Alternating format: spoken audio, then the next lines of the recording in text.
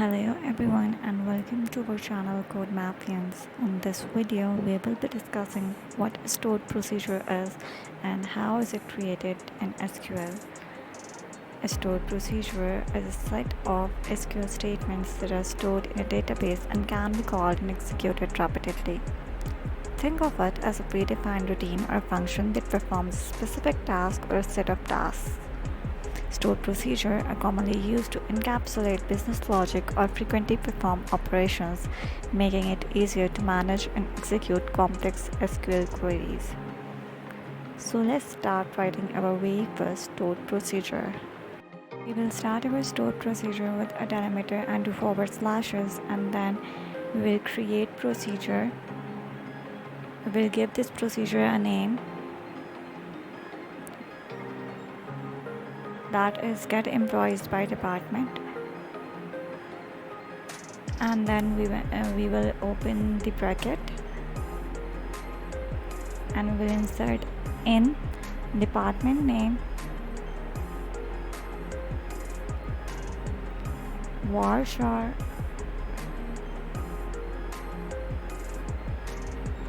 and 100 figure in bracket, and then we'll close the bracket. This line starts the creation of a new stored procedure named get employees by department. The end keyword indicates that the procedure expects an input parameter which will be string varchar of maximum length 100 characters named department name. This parameter will be used to specify the department for which we want to retrieve employees.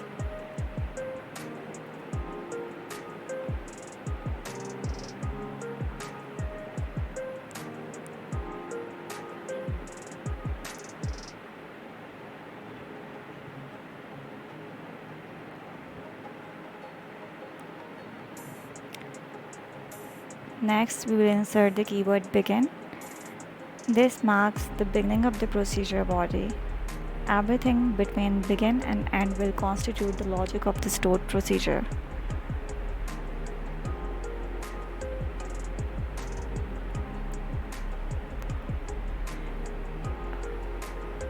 Followed by begin, we will write the select keyword and then the column employee name, manager's ID, salary, location, hire date,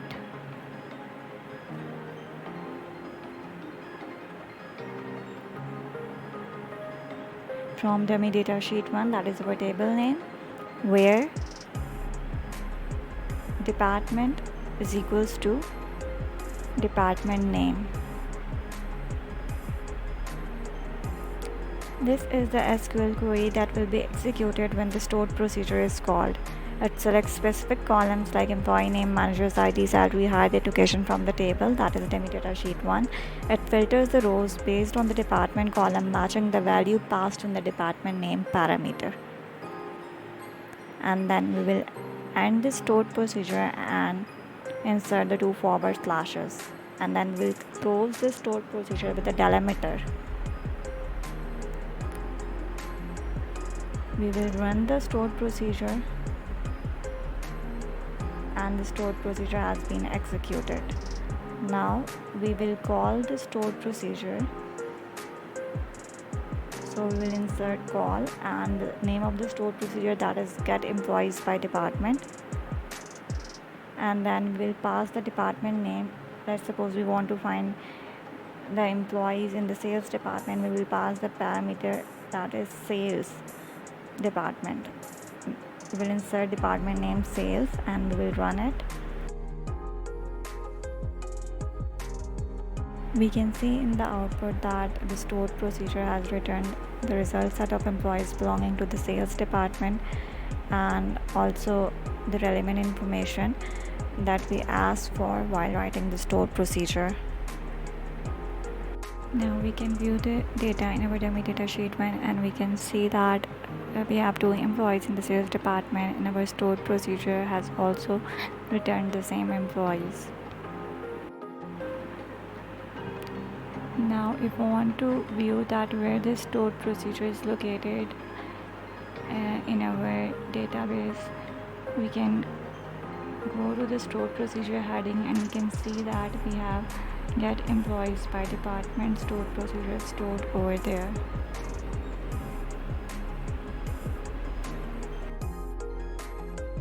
This brings us to the end of this video. I hope you guys now have a clear understanding of stored procedure and how it is used in SQL.